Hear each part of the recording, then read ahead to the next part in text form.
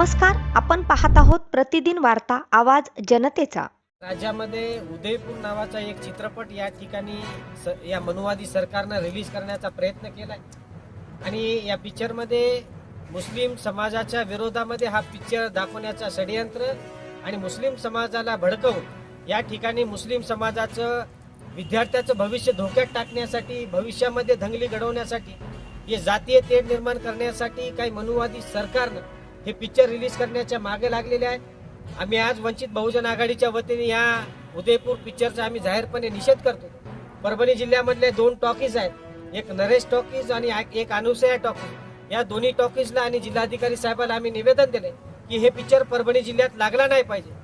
जर हे पिक्चर परभणी जिल्ह्यामध्ये लागला तर ज्या टॉकीजने हे पिक्चर रिलीज केला ती टॉकीज वंचित बहुजन आघाडी फोडल्याशिवाय शांत राहणार नाही। या परभणी जिल्ह्यामध्ये आम्हाला सामाजिक सलोखा राखायचा आहे, म्हणून जिल्हाधिकारी साहेबांना आणि या नरेश टॉकीज, अनुसया टॉकीजच्या मॅनेजरांना आम्ही या ठिकाणी प्रथमतः विनंती केली।